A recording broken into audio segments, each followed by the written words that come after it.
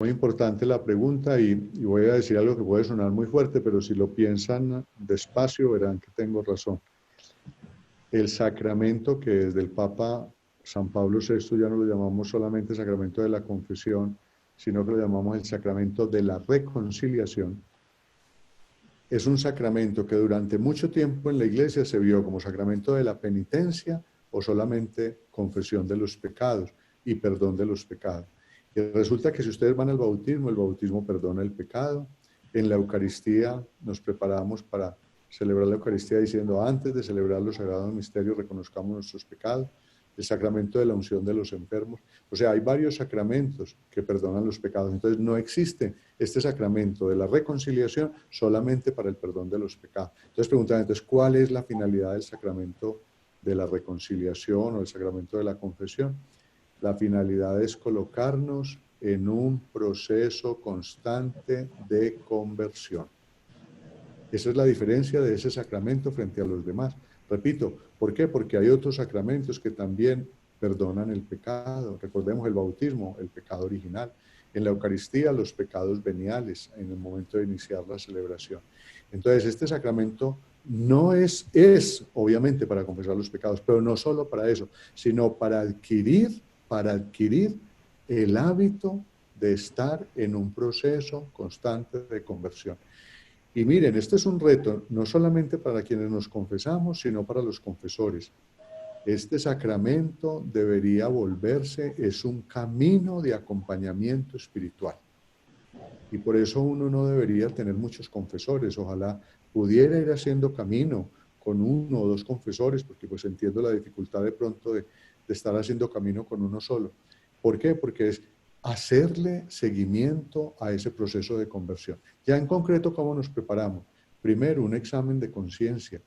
Y bueno, hemos aprendido, nos lo dice el catecismo, que podemos hacer un examen de conciencia con base en los 10 mandamientos.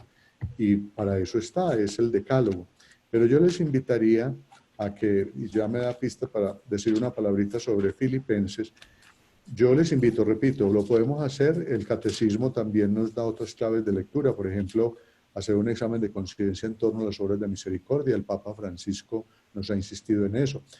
Otro modelo que lo ha puesto el Papa Francisco, puedo hacer un examen de conciencia pensando en mis relaciones con Dios, con mis hermanos, conmigo mismo y con la naturaleza. Ahí tengo elementos para hacer un examen de conciencia. Pero les quiero proponer este de Filipenses, capítulo 2, sería del 1 al 5, pero para no alargarme, capítulo 2 de Filipenses, los versículos 3 y 4. Lo leo aquí en esta versión de la Biblia. Bueno, les hago caer en cuenta que dice así Pablo: no hagan nada por rivalidad o vanagloria. ¿Qué tal ese examen de conciencia? No hagan nada por rivalidad o vanagloria. Sean, por el contrario, humildes. Hay una palabra griega muy fuerte, tapeinos, de donde viene tapete. ¿Para qué es un tapete? ¿No? Consideren a los demás superiores a ustedes mismos. Consideren a los demás superiores a ustedes mismos. ¿Cómo va el examen de conciencia ahí? ¿Cuántas vamos ganando? No hagan nada por rivalidad o vanagloria. Sean humildes. Consideren a los demás superiores a ustedes mismos. Nadie busque su propio interés, sino el de los demás. ¿Qué tal un examen de conciencia con estos criterios? Y versículo 5. Tengan pues los sentimientos de Cristo Jesús. Entonces, ¿cuáles son los sentimientos de Cristo Jesús? Nada hizo por rivalidad o vanagloria, fue siempre humilde, se consideró siempre inferior a los demás, no buscó su propio interés, sino el de los demás. Entonces, miren que tenemos maneras de hacer el examen de conciencia. Luego, la contrición de corazón, o sea, me siento golpeado por esta palabra, por esta revisión de vida, confieso de boca estas faltas. Y vuelvo a insistir en los textos de Marcos y de Mateo. Busquemos la raíz. Yo les pongo un ejemplo muy sencillo. Si usted en su casa, en estos días de invierno, al menos aquí en Bogotá tan fuerte, en su casa hay goteras, les pregunto, ¿la solución cuando está lloviendo las goteras es poner unos baldes y una trapeadora? De pronto por la emergencia, sí.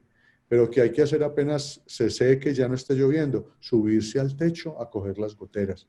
mandar al especialista, al que pueda hacer el trabajo y coger las goteras. Porque si usted no coge las goteras, seguirá goteando y seguirá usando los baldes. Lo mismo sucede aquí. A veces nos quedamos fijándonos en todos los efectos, pero no atacamos la raíz. Y la raíz es la mente y el corazón. Un corazón que está en sintonía con Dios. El día que cojamos la gotera, ya no vamos a tener chorreados de agua en la casa. El día que tapemos la gotera, se van a acabar esos flujos de agua. Entonces lo mismo sucede aquí. ¿Cuándo voy a dejar de ser mentira, de faltar a la solidaridad, de mirar mal al prójimo, de desear la mujer del prójimo, lo que ustedes quieran? ¿Cuándo voy a dejar de ser mentiroso? El día que encuentre la raíz, porque logro eso. Y después de la confesión de boca, estamos invitados a tomar un propósito y a recibir la absolución. Y el propósito, por eso es importante que la confesión sea un camino espiritual, porque ese propósito yo lo debo revisar en la siguiente confesión y ver cómo voy creciendo. Y les doy un consejo de mi experiencia como confesor. No tomen muchos propósitos y de todas las faltas que ustedes reconozcan, vayan tomando la que sea más delicada y en cada confesión ir revisando, porque esa es la manera de ver que hay un proceso espiritual y un crecimiento.